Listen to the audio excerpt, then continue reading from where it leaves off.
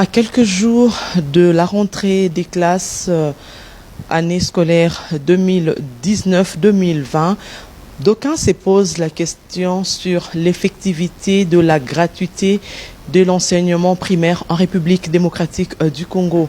Et pour ce faire, nous avons l'honneur de recevoir pour vous le ministre en charge de l'enseignement primaire secondaire de la République démocratique du Congo, avec qui nous allons nous entretenir par rapport à cette gratuité. À tous et à chacun, bienvenue dans cet entretien. Comme nous vous l'avions dit à l'annonce, nous recevons M.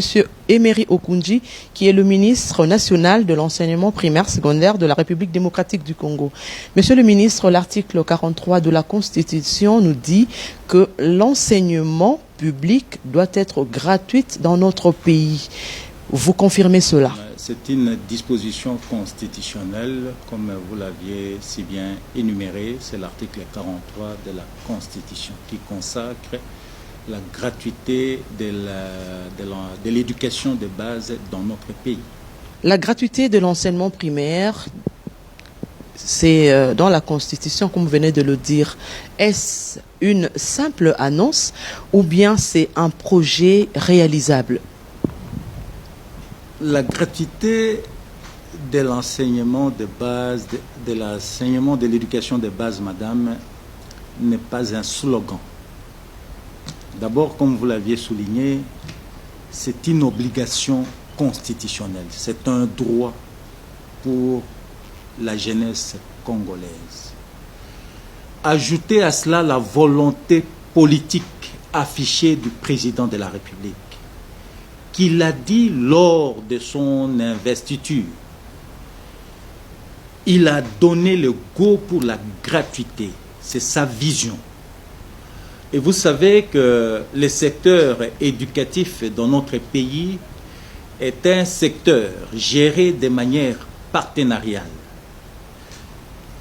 Pour matérialiser cette volonté affichée du président de la République, le ministère a jugé utile de convoquer une table ronde autour de laquelle nous nous mettrons avec le partenaire éducatif, parce que la gestion du secteur de l'éducation est partenariale.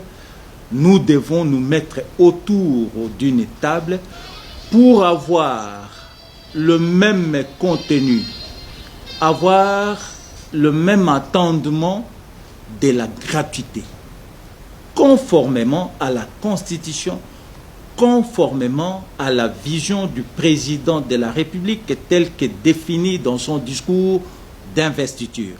Voilà la raison pour laquelle nous tenons cette table ronde qui va définir clairement les modalités d'application de cette vision du président de la République. Parce que sans ces modalités d'application, vous voyez, au jour d'aujourd'hui, quand vous m'interrogez là, nous sommes en train d'assister à des écoles qui exigent aux parents de payer déjà les frais de scolarité. Or, la plupart de ces frais ont été supprimés. Et alors, pourquoi les parents paieraient les frais qui ont été supprimés? Voilà pourquoi nous aimerions tenir cette table ronde pour définir clairement les modalités d'application telles que nous instruit par le président de la République. C'est sa vision que nous aimerions matérialiser à travers ces assises, étant donné que le secteur éducatif est géré en République démocratique du Congo de manière partenariale. Monsieur le ministre, vous le dites aussi bien. Est-ce que vous connaissez exactement l'ampleur de ce problème à résoudre par rapport à cette gratuité? Effectivement, madame, effectivement, le chef de l'État a déjà pris toutes les dispositions pour que cette gratuité devienne une réalité. Et au moment où je vous parle, nous avons été instruits. Mon ministère a été instruit par le président de la République. Le ministère du budget a été instruit.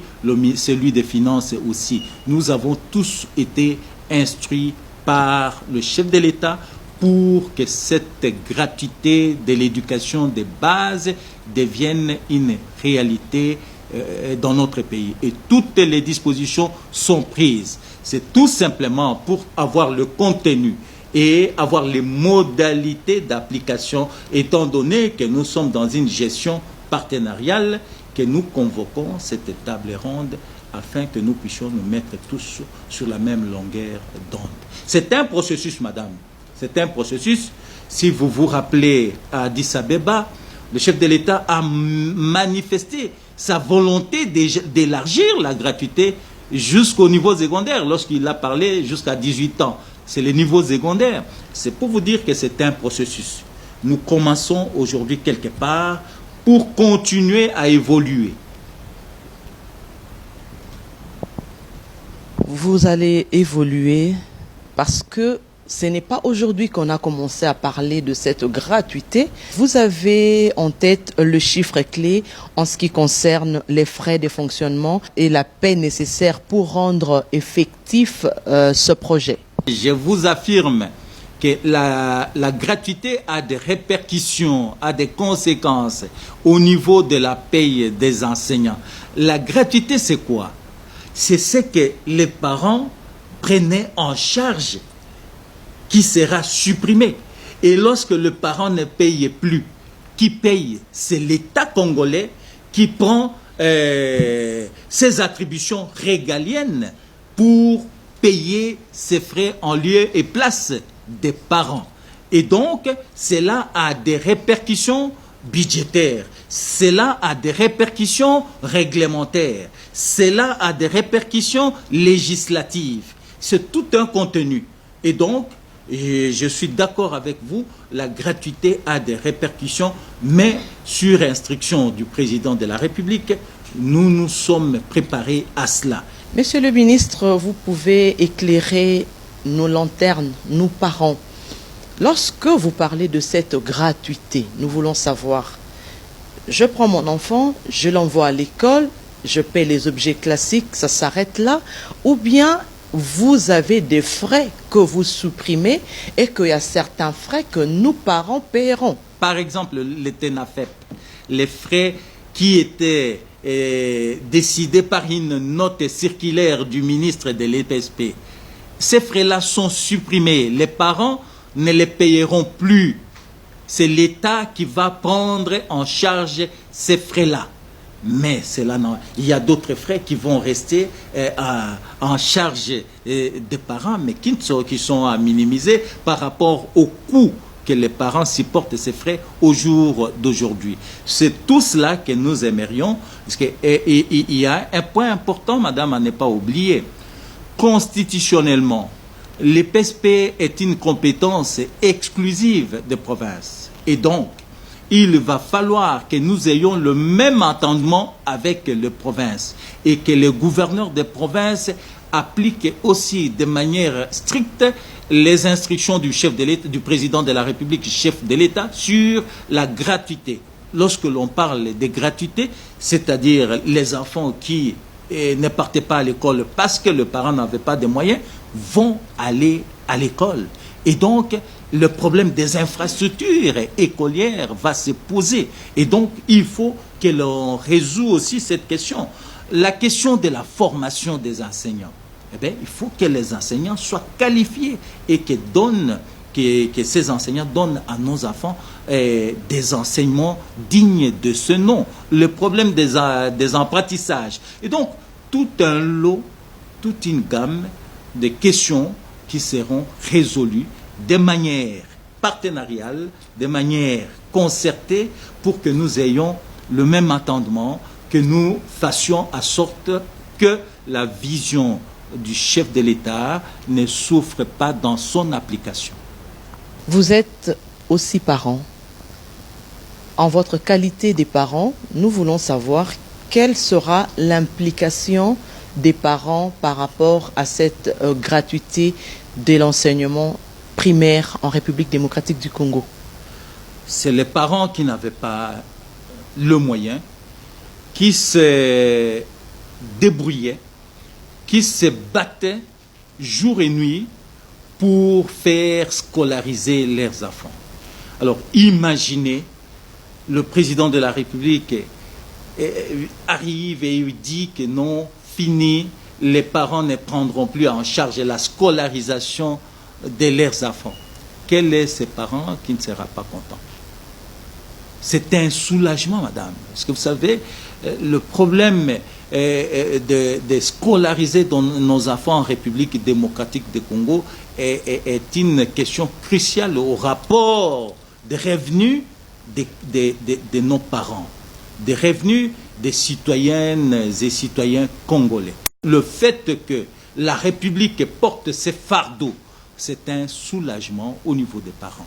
Et donc, moi, en tant que parent, je me sens aussi soulagé. Et tout le monde va applaudir parce que la République démocratique du Congo a repris ses prérogatives régaliennes de scolariser les filles et les garçons de la République démocratique du Congo. Et donc, c'est une très bonne nouvelle pour les parents, une très bonne nouvelle pour la République tout entière. C'est pour cette raison que nous mettons en garde ceux qui vont en abuser. Il n'y a pas encore de frais à payer. Il est strictement interdit aux parents de payer quoi que ce soit. Et ceux qui ont payé seront remboursés par les écoles qui ont perçu ces frais avant la tenue de cette table ronde. Monsieur le ministre, nous sommes à la veille de la rentrée scolaire. Quel est le message que nous pouvons en retenir? Le message n'est autre que le message donné par le président de la République, chef de l'État, qui recommande l'effectivité de la gratuité telle que stipulée dans la Constitution de la République. Enfin, je vous remercie de m'avoir donné cette occasion de faire passer officiellement le message sur la gratuité de l'éducation de base pour l'année scolaire 2019-2020.